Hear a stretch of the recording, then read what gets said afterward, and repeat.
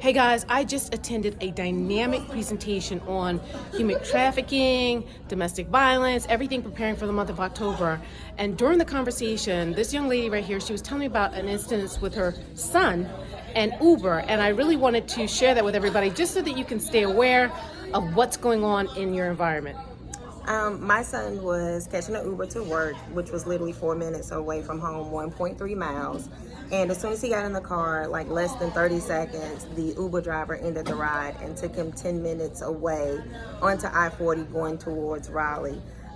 We do have Family 360 app on our phones, so I tracked him and I had him put his phone on speakerphone, and we were talking as if I told him that he got an alert from my ex and was like, hey, we noticed you're going the wrong direction. I'm in a squad car. We'll follow you. I see. So we were able to pinpoint where he was at all times. But the guy ended up putting the correct address into where he was dropping him off and turned around and dropped him off at work. But he ended the ride 30 seconds and took him 10 minutes onto I-40.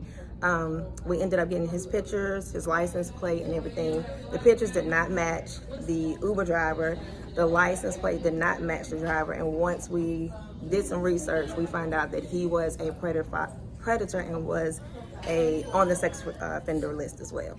So how did you find out the information was different from what he originally announced? We had my son take pictures of the driver. We had him take pictures of the car and of the license plate. He took a video of all of that. And doing the research, it did not match the information that was on the vehicle. And by him being 17, just quickly getting into a car going to work, he didn't know or think to check it or whatever. And he was scared to say anything because the guy was a lot larger than he was. And he was like, Mom, he's a really big guy, so I didn't want to say too much. But he put me on speakerphone and I was able to speak, and being able to have someone follow him and the illusion that he was being followed by state troopers took him back to work, and he was able to get to work safely.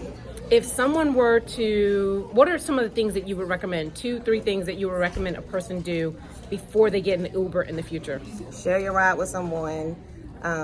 Also make sure the person looks like the picture, and make sure that you're paying attention at all times where you're going and the route does match where you're going, because when he ended the ride, my son knew that it was not going in the right direction. So paying attention to where they're going and making sure that they are still following that route when you're in your Uber or any type of rideshare service. And once again, the app that he used or that you use is called what? Uber.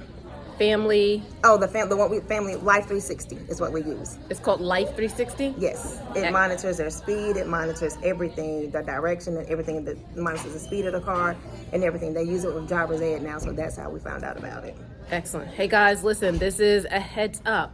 Make sure that you know where your children are going. Make sure that you know the Life app. Family Life 360. Life 360 app. Make sure that you're abreast of what's going on, because it could make a huge difference in what happens during and after an Uber ride. It does. My son is still here today, and he was quick on his feet to even alert me to say, hey Mom, this doesn't even look right or feel right too. So he texted me as well as me following the ride. So excellent. All right guys, let's do it. We got to take care of one another. Absolutely. Thank you.